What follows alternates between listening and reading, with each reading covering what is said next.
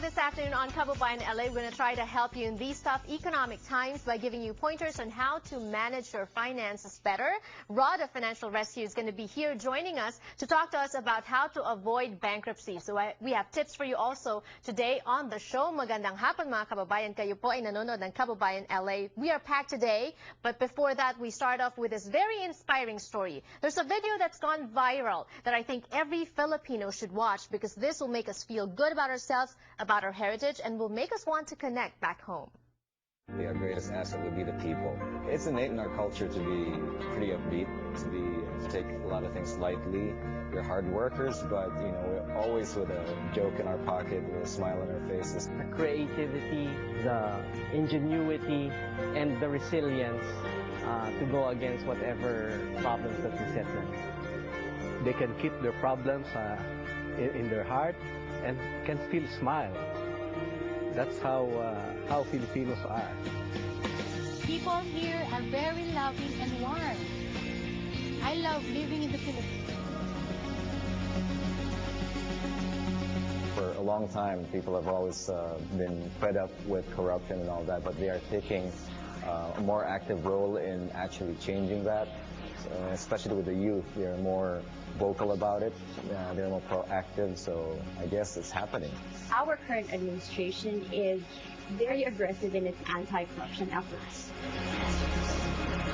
This, of course, will not happen overnight, eradicating corruption, but little by little, with a strong faith and confidence and a strong will of our president, I'm sure this will happen.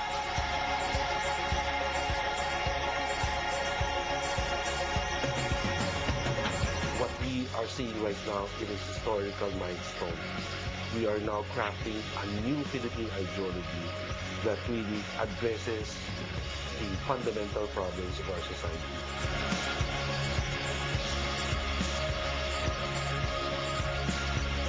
Only us Filipinos can build our nation.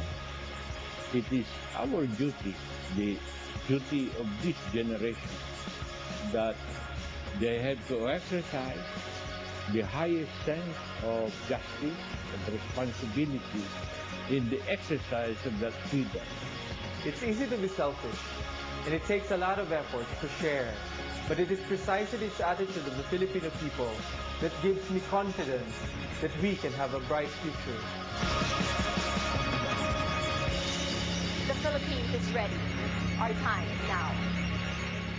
So many things going on in the Philippines, not so good. The typhoons, calamities, flooding, so many people have passed because of that. Also the passing of DILG Secretary Robredo, some plane crashes. It's just a lot of setbacks. And I think this is something that can make us feel good about being Filipino. And guess what? One of the creators actually of that video is a non-Filipino who fell in love with the Philippines. Yusuf is joining us via Skype from New York. Hello and welcome to Kababayan LA, Yusuf. Hi, thank you for having me on your show. Thank you for creating that video. Thank you for loving the Philippines as much as the Filipinos love the Philippines. How did this all begin? Like in situations like these where a person from like a completely different part of the world ends up falling in love with another part, how they all begin. I went there for a completely different reason. My partner had set up a app development company there, and I went out to, help them do some business development, shoot some promo videos. And he really was trying to bring me out there just for a month, and because he fell in love, and he believed that if I just came there for a month, and so he had set up his office in Eastwood City. I went out there, for a month, ended up spending 3 months. Wow. And then while I was there, so I finished up my project, I was done. And I decided to stay there and go and actually, my first week, I'll be honest with you, I was in complete, shock and awe. Shock because this impression that I had of Philippines, I grew up, before I moved to New York, I grew up in Abu Dhabi. And, I had seen a lot of Filipinos, expats there, and then I saw a lot of Filipino expats in America. But, I always had this feeling, why is everyone leaving and coming overseas? So there must be something, that they're running away from. And but when I visited, right, so I literally, wasn't shocked to see a completely different, scenario compared to what I was led to believe or what I had imagined. Okay. And I'm sorry to, I just have to ask you, because we're running out of time. What struck you about the Philippines? Is it the scenery? Is it the people? Is it, what got you? People. It's absolutely the people. So, everyone I met, so this guy, John Tronco, who helped me with the, finishing the film project, he was instrumental in, that first encounter you have.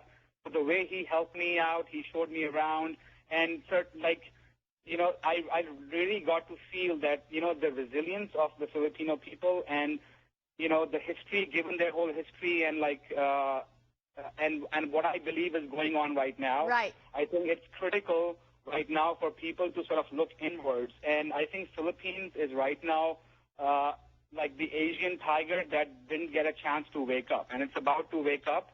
And I think the major issues that everyone talked about, the stuff that I went and I, addressed in the film was, corruption and, Yes.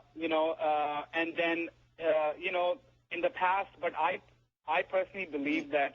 I'm sorry. One last question, Yusuf, before we go, because we're running out of time. The segment is about to end.